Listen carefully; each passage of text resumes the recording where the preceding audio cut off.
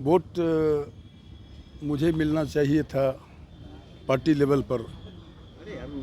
उस वोट में ही सेंधमारी हुआ है, जिसके कारण हमारी हार हुई है। तो क्या लगता है कि बीमा भारती पूर्व में वहाँ विधायक रही थी और उनके अगेंस्ट में आपको यहाँ से उतारा गया था, कितनी बड़ी चुनौती थी? आप पहले से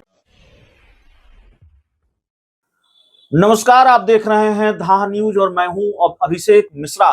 देखिए, रुपौली की विधानसभा सीट जो है जेडीयू हार गई। रुपौली की सीटिंग सीट थी, विधानसभा की सीट, और निर्दलीय शंकर सिंह ने चित कर दिया। अब आप कहेंगे कि भाई ये तो बहुत पुरानी खबर हो गई, 3 दिन पहले ही रुपौली का रिजल्ट सामने आ चुका है, इसमें नया क्या है? दरअसल नया ये है कि रुपौली में जो जेडीयू के उम्मीदवार थे कलाधर मंडल, उन्होंने अपनी चुप्पी तोड़ी है और कलाधर मंडल ने जो कुछ भी कहा है, हार के जिन कारणों को गिनाया है, जेडीयू की टेंशन बढ़ जाएगी, नीतीश कुमार की चिंताएं बढ़ जाएगी।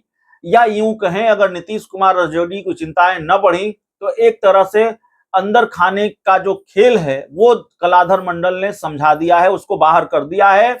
साफ तौर पर कलाधर मंडल ने इस तरफ इशारा कर दिया है कि जेडीयू की जमीन किस तरह से खिसकी हुई है या रुपौली में खिसकी हुई दिखी है, वोट बैंक में किस तरह से सेंधमारी दिखी है और कार्यकर्ताओं के स्तर पर किस तरह की कमजोरी दिखी है। कलाधर मंडल का बयान ही हम आपको सुना देते हैं। रुपौली की हार पर आज जब उन्होंने चुप्पी तोड़ी है तो बहुत कुछ खुलकर कहा है, सुनिए। देखिए, रुपौली की चुनाव जनता का मुझे भरपूर सहयोग मिला और कहीं ना कहीं सामने तक हम लोग अपने कार्यकर्ता में कमी के कारण पीछे रहे। जनता का मुझे भरपूर सहयोग मिला है और हमें लगता है कि पार्टी के वरिष्ठ नेत्री माननीय लेसी सिंह जी काफ़ी जियोजहद से क्षेत्र में जाकर कैंप करके मेहनत करने का काम किया है।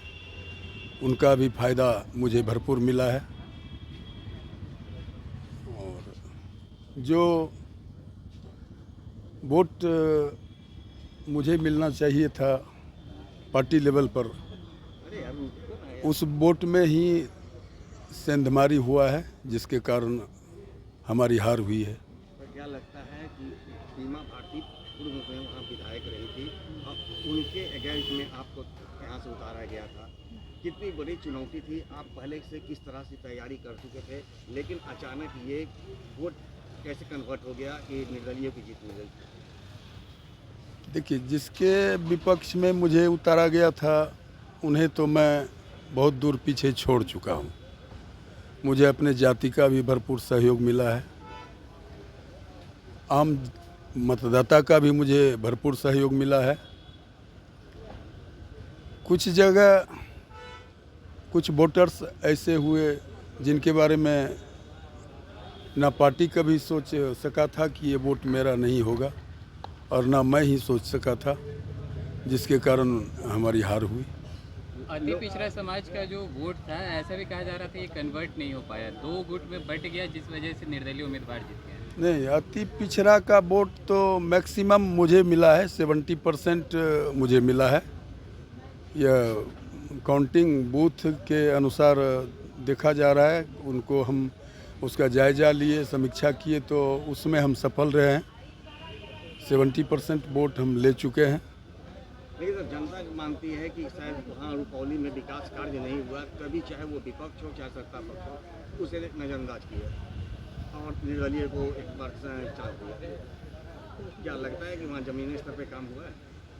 देखिए, काम तो पहले जो विधायिका थी उनके लापरवाही से कुछ मतदाताओं में आक्रोश था ही, और ऐसे में आनन फानन में लोग निर्दलीय को स्वीकारे हैं। मैं आम जनता का भी स्वागत करता हूं, जनादेश का सम्मान करता हूं।